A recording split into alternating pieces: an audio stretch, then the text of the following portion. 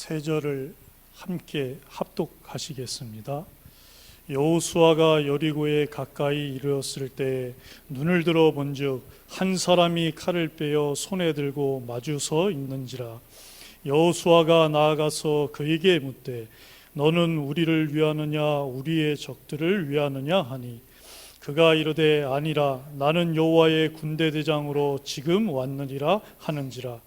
여호수아가 얼굴을 땅에 대고 엎드려 절하고 그에게 이르되 내 주여 종에게 무슨 말씀을 하려 하시나이까. 여호와의 군대 대장이 여호수아에게 이르되 내 발에서 신을 벗으라 내가 선 곳은 거룩하니라 하니 여호수아가 그대로 행하니라. 아멘.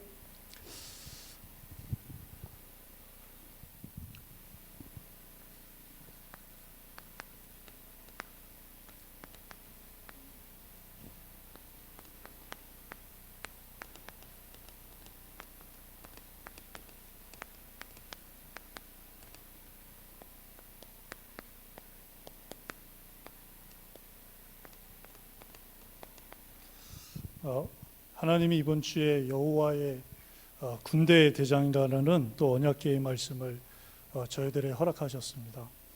이번 주간이 어버지 주일 주간이고 또 스승의 날이 며칠 안 남았는데 담임 목사님과 또 제가 정 목사님 영적 스승 되시는 두 분 앞에서 거기에다가 다락방의 스승이신 유 목사님의 메시지까지 다시 하게 되어서 제가 많이 좀 부담스럽습니다. 기도해 주시기 바랍니다. 자, 오전에 여호와의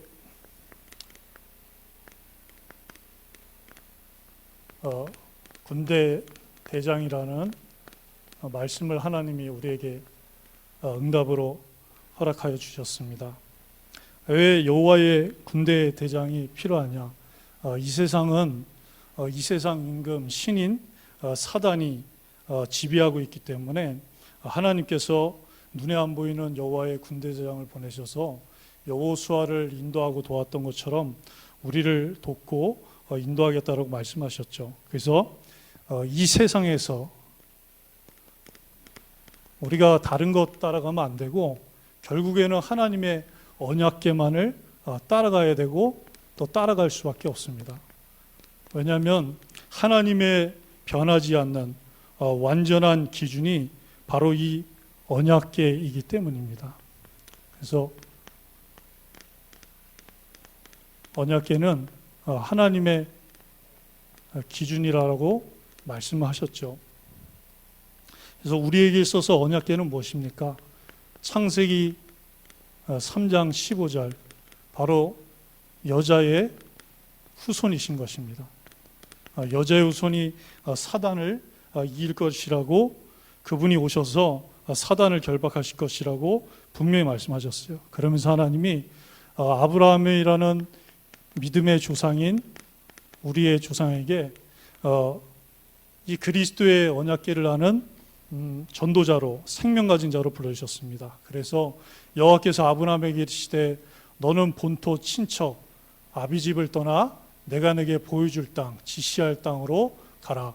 내가 내게 큰 민족을 이루고 내게 복을 주어 내 이름을 창대하게 하리니 너는 복이 될지라고 말씀하셨어요. 그러면서 너를 축복하는 자 내가 복을 내리고 너를 저주하는 자 내가 저주하리니 땅의 모든 족속이 너로 말미암아 복을 받을 것이다라고 하나님은 아브라함을 생명 가진 또 생명 누리는 전도자라고 말씀을 해주셨습니다. 그러면서 창세기 17장 또 13절에 말씀하신 것처럼요, 네 태에서 네 씨로 난 자든지 또 네가 돈을 주고 이방인 가운데서 사온다든지 할례를 행하여서 그 살에 내 언약이 영원한 언약이 있게 하라라고 말씀을 해주셨습니다. 그러니까 하나님은 처음부터 아브라함에게 세계복음화의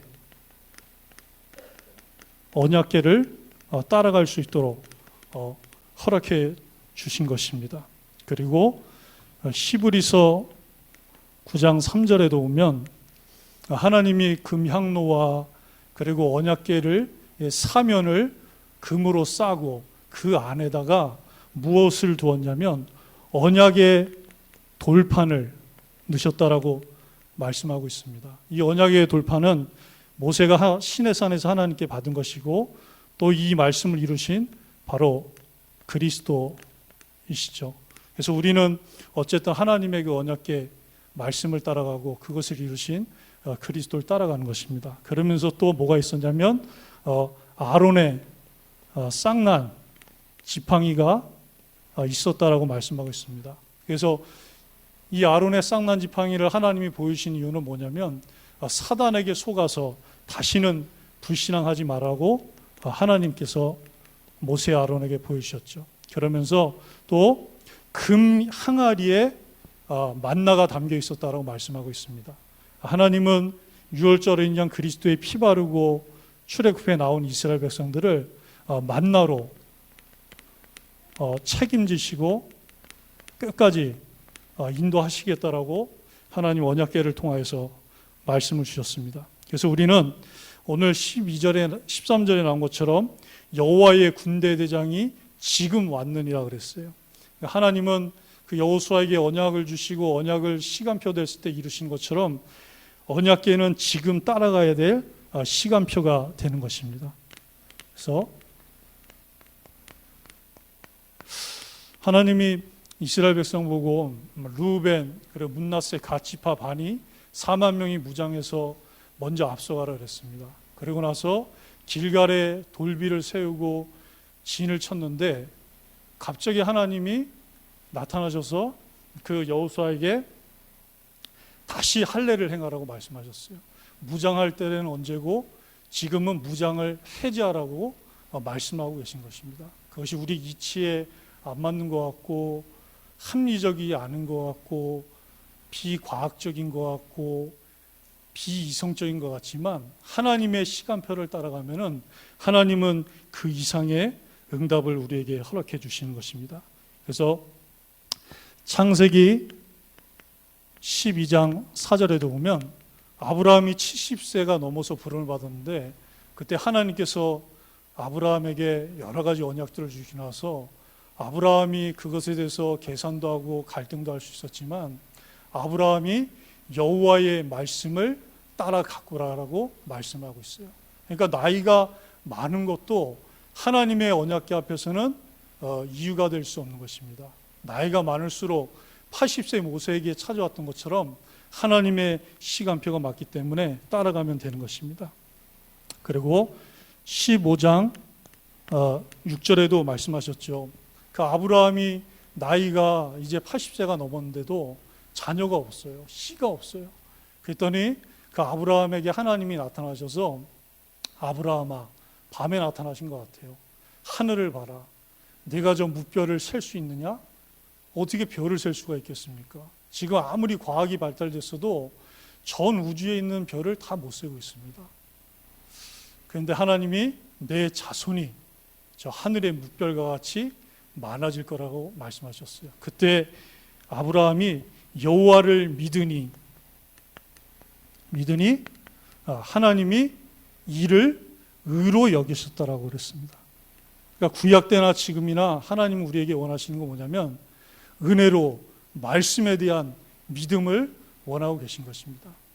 우리가 뭐 할 게 아무것도 없습니다. 언약궤만을 따라가면 되는 것입니다. 그리고 17장 24절에서도 이때 아브라함의 나이가 99세였어요. 그런데 하나님은 아브라함에게 86세 때 그 이스마엘이라는 아들을 얻고 나서 13년 동안 거기에 푹 빠져 살고 있는 아브라함에게 나타나셔서 나는 전능자리라라고 말씀하셨어요. 그것은 하나님의 기준인 언약을 주시고 그 언약을 이루는 기준의 하나님이시라고 분명히 못을 박으신 것입니다. 그러면서 그 불완전하고 불신앙 많고 헤매는 그 아브라함에게 하나님 뭐라 하시냐면 완전하라 그러셨습니다. 그런데 어떻게 아브라함이 완전할 수가 있겠습니까? 완전하신 분은 하나님 아버지밖에 없습니다. 그 얘기 뭐냐면 불신앙에서 이스마엘을 낳았지만 이제 불신앙하지 말고 언약궤만을 따라가라라고 하나님 말씀하셨어요. 그러면서 네 포피를 베어서 네 살에 하나님의 그 영원한 언약이 새겨지게 해라. 그래서 그것을 항상 기억하라고 하셨는데 그게 바로 99세였습니다. 그러고 나서 그 다음에 100세 때 하나님은 아브라함에게 약속하셨던 대로 약속의 씨, 언약의 씨 이삭을 허락하신 것입니다.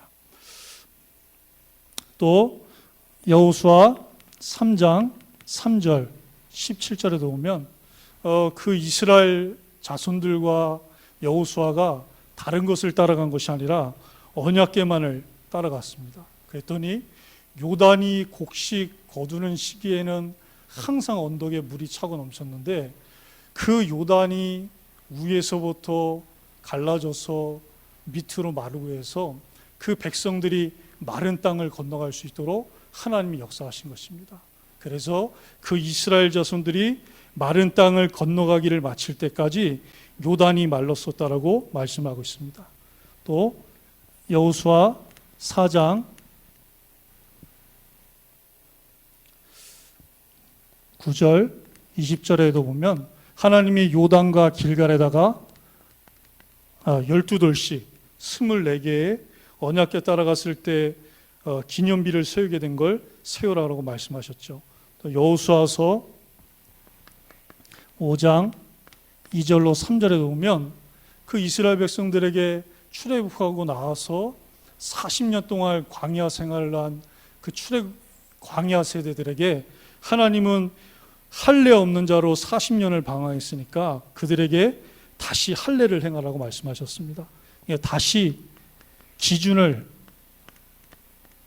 아브라함에게 주셨던 그 언약을 생각하면서 몸에다 새기라라고 말씀을 주셨어요. 자, 이때 하나님은 우리들에게 여호와의 군대대장을 보내주시는 것입니다. 우리가 지금 이 땅에서 영적 전쟁해야 되고 전도 선교가 최고의 영적 전쟁이기 때문에 하나님은 그렇게 하시겠다라고 말씀 주셨어요. 그래서 아브라함에게도 이 살렘 왕 멜기세덱이 찾아왔었죠. 그때 그 가나안 땅에 연합군으로 전쟁이 일어났을 때 아브라함의 조카가 잡혀가게 되었어요. 그때 하나님이 아브라함이 그 전쟁에 참여하고 싶어서 참여한 것이 아니라 조카를 구해와야 되기 때문에 동맹한 자들과 함께 전쟁에 참여해서 조카를 찾아왔습니다. 그때 멜기세덱이라는 살렘 왕이여 그 사람이 나타나서 이 전쟁에서 승리한 것은 당신의 능력 때문에 그런 것이 아니다. 집에서 길리우고 훈련된 가병 318명이 있어서 그런 것이 아니라 내 대적을 내 손에 붙이신 지극히 높으신 하나님을 찬송할지어다. 그때 아브라함이 그것이 맞다라고 신앙 고백을 하면서 최초의 10의 일을 하나님께 드리는 것을 볼 수가 있습니다. 그러니 이 전쟁에서 승리하게 하신 것은 하나님이 이렇게 하셨다는 것을 신앙을 고백한 것이죠. 또 모세에게도 하나님이 찾아오셨습니다. 출애굽기 3장인데요. 오늘 그 여호수아에게 찾아오셨던 것처럼 40년 전에 이미 그렇게 찾아오셨죠. 그래서 모세에게 그 가시떨기 나무 가운데 불이 붙고 여호와의 사자가 왔는데 아브라함이 너무 놀래가지고 등을 돌렸어요. 그런데 그 모습이 너무 신기해서 다시 앞을 돌아봤을 때 여호와께서 아브라함에게 이르시되 내가 선 곳은 거룩한 곳이니 내 발에서 신을 벗으라라고 하나님 말씀하셨습니다. 왜냐하면 그 모세가 애굽에서 40년 동안 왕자로 있었을 때 배운 애굽의 신, 그걸로는 출애굽을 시킬 수가 없었거든요. 오히려 그거 믿고 했다가 살인자가 되고 도망자가 되고, 그래서 남자로서 가장 비굴한 처가살이를 40년 동안 하고, 그것도 목동으로, 그러면서 모든 것을 포기한 노인 80이 되어 있던 것입니다. 그래서 하나님은 내 발에 네 기준의 신을, 네 경험의 신을, 네 애굽의 신을, 네 방법의 신을, 네 힘을 다 빼라는 것입니다. 그때부터 하나님은 모세에게 출애굽의 역사를 시작하셨습니다. 또 출애굽 때도 마찬가지였습니다. 출애굽기 13장 21절이죠. 여호와께서 그들 앞서 가시며 그들 앞서 행하시며 그들 앞서 싸우시며 낮에는 구름 기둥으로 그들의 길을 인도하시며 밤에는 불 기둥으로 비추사 낮이나 밤이나 진행하게 하셨더라. 그것이 하나님의 인도의 방법인 것입니다. 또 오늘 읽은 것처럼 여호수아 앞에도 나타난 것입니다. 그런데 여호수아가 얼마나 진짜 놀랐겠습니까? 이미 이스라엘 백성들은 할례를 다 행한 상태예요. 그리고 이미 그 가나안 땅에서 가장 강한 성이고 그런 적진인 여리고성 앞에 있게 된 것입니다. 그런데 하나님이 거기서 할례를 행하라는 상태에서 갑자기 누가 앞에서 칼을 들고 딱 서 있으니까 그 여호수아도 사실은 순간적으로 놀랄 수밖에 없죠. 그러니까 여호수아가 너는 우리를 위하느냐 아니면 우리의 적들을 위하느냐라고 말을 하고 있습니다. 그때 이 군대 대장이 뭐라 했냐면 아니라 나는 여호와의 군대 제장으로 지금 왔느니라. 그러니 내 발에서 네가 선 곳은 거룩한 곳이니 모세처럼 똑같이 신을 벗으라고 말씀을 했습니다. 그때 여호수아가 내 주여 종에게 무슨 말씀을 하려 하시나이까 내가 그대로 행하겠나이라고 말씀하셨죠. 그래서 우리의 예배가 또 우리가 말씀을 읽고 또 듣는 시간이 바로 그런 시간입니다. 자, 또 언약궤를 기준을 따라갈 때 하나님은 우리에게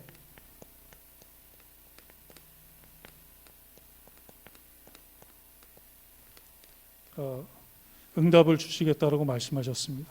그래서 사도행전 2장 4절 5절에 나온 것처럼요, 오순절날이 이미 이름에 그들이 다 같이 한 곳에 모였을 때 하나님은 약속하신 하나님의 영으로 충만한 역사를 허락해 주셨습니다. 또 사도행전 2장 46절 47절에 있는 것처럼 날마다 성전에 모이기를 힘쓰고 집에서 떡을 떼며 하나님을 찬미할 때 주께서 구원받는 사람을 날마다 더하여 주셨어요. 그리고 사도행전 3장 6절에도 그 베드로와 요한이 증인될 때 하나님은 40년 동안 성전 미문에서 앉아있던 안진뱅이를 일으켜 세우시는 역사를 주셨습니다. 그래서 우리가 31개 이 초등학교 현장에 이 역사가 일어나야 되겠습니다. 그래서 이번 주에 그 모동 초등학교하고 모산 초등학교를 갔는데 거기에서 저는 좀 사도행전 그 3장의 말씀이 좀 많이 생각났어요. 그래서 하나님이 이 현장에서 이 역사를 주신다면 전도의 문이 크게 열리겠구나라고 좀 확인을 하게 되었습니다. 또 전도자들이 복음 전할 때 보좌 우편에 앉아 계셨던 그리스도께서 역사하신다고 사도행전 7장 56절에 나와 있습니다. 또 전도자들 앞서 마치 모세와 여호수아 앞서 그들을 인도했던 것처럼 주의 사자가 빌립을 앞서 또 주의 영이 빌립에게 앞서 그를 인도하는 것을 볼 수가 있습니다. 또 위기 때도 사도행전 23장이죠. 그 바울이 죽은 자의 소망인 그리스도의 부활을 증거할 때 바리새인과 사두개인이 사이에 이렇게 일이 벌어졌을 때 하나님은 그 로마 군병을 통하여서 전도자의 위기를 건져내셨습니다. 그러면서 너가 로마에서도 나의 일을 증언한 것처럼 예루살렘에서 증언한 것처럼 로마에서도 증언하여라라고 말씀하셨죠. 또 27장 24절에도 나와 있습니다. 그 태풍을 만났을 때 하나님은 로마에서도 가이사 앞에 쓰게 될 것을 말씀하셨습니다. 자, 이제 이렇게 여호와의 군대 대장의 영적 비밀을 아는 중직자들에게 하나님 자녀에게 주신 기도입니다. 중직자의 기도 시작이라는 말씀을 주셨거든요. 창세기 12장 1절로 3절의 말씀이었습니다. 그래서 여기서 서론에서 순간순간 정확한 그 말씀을 붙잡고 정시로 단을 쌓고 그럴 때 우리 24시 삶 속에서 25시 하나님의 나라를 누리게 되고 이것이 결국 영혼과 연결되는 그런 선순환의 역사가 일어날 수밖에 없다라고 말씀을 주셨습니다. 그래서 변함없는 언약 속에서의 우리의 삶을 말씀해 주셨어요. 그래서 렘넌트 7명이 그랬고 히브리서 11장에 모세라든지 또 두 정탐꾼 그랬습니다. 그리고 이런 사람은 위기 때 그리고 응답 때 한결같다라고 말씀해 주셨습니다. 그렇죠. 아무래도 저 같은 경우도 이렇게 응답 때는 되는데 또 문제가 온다든지 그럴 때는 잘 안 되는데 이것이 하나님 자녀의 정체성의 그런 응답이라고 말씀을 주셨습니다. 이렇게 될 때 우리가 현장에서 그 선택을 해야 될 때 기준 중심으로 하나님의 언약 중심으로 그런 선택을 할 수 있다라고 말씀해 주셨어요. 그래서 창세기 12장 1절 4절에도 보면 아브라함이 하나님의 그 은혜로 부름을 받았는데 모르고 말씀 따라서 그렇게 따라갔습니다. 그래서 애굽까지 내려갔다가 다시 13장에서 올라오게 되었죠. 그때 하나님이 깨닫게 하셔서 아브라함이 또 단을 쌓게 되는 그런 선택을 하게 되었습니다. 그러면서 결국에는 독자 이삭까지도 하나님께 드리는 그런 완전 승리하는 헌신을 하나님께 드릴 수가 있었습니다. 그리고 우리에게는 또 영혼과 관계 있는 미래가 남아있다라고 말씀을 주셨어요. 그래서 우리의 지금은 또 내일은 미래와 영혼과 관계가 있습니다. 그래서 237 나라 살리고 그리고 또 서밋이 되는 이런 말씀을 주셨습니다. 그리고 결국에는 62가지 말씀하셨는데요. 결국 이 62가지는 그리스도 안에 다 있는 것이죠. 요한복음 19장 3절에도 다 이루었다 말씀하셨고 또 골로새서 2장 3절에도 그 안에 모든 지혜와 지식의 보화가 감춰져 있다라고 말씀을 하셨습니다. 그래서 절대 무능했던 나라는 존재는 내 기준을 가지고는 이 창세기 3장 문제에서 절대 빠져나갈 수 없고 하나님 만날 수 없는 그런 절대 불가능한 자이죠. 그래서 마태복음 28장 18절로 20절에 나온 것처럼 하늘과 땅의 모든 것을 가지신 그 그리스도가 그 절대 가능자가 우리를 불가항력적인 은혜로 건져 주신 것입니다. 자, 우리는 지금 강단 말씀의 흐름이 언약궤에 따라가는 그런 응답을 받고 있습니다. 그래서 말씀이 나온 것처럼 지금 우리는 정탐꾼 시대를 살고 있죠. 지금 뭐 전 세계 지금 한국뿐만 아니라 이 일 이후에 예전보다 이렇게 뭔가 접근하기라든지 복음 전하는 게 좀 적어한 것은 사실입니다. 그러나 이미 우리는 그 언약계의 흐름 속에서 있기 때문에 하나님은 우리를 정확하게 인도하실 것입니다.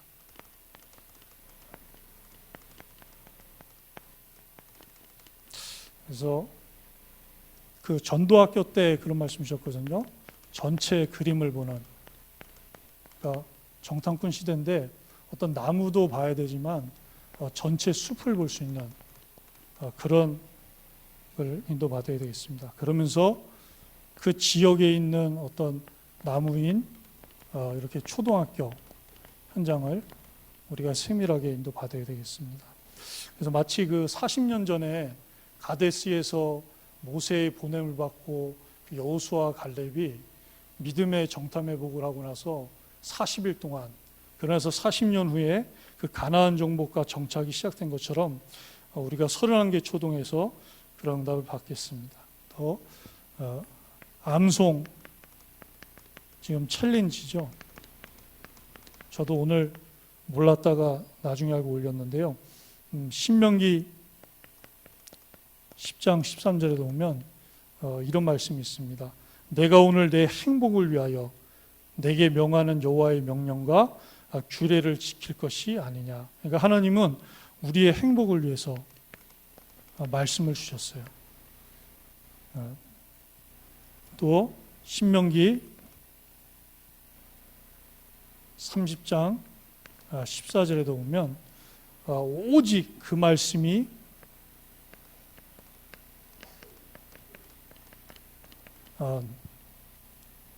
내게 매우 가까워서 내 입에 있으며 내 마음에 있은즉 내가 이를 행할 수 있느니라 라고 했고요.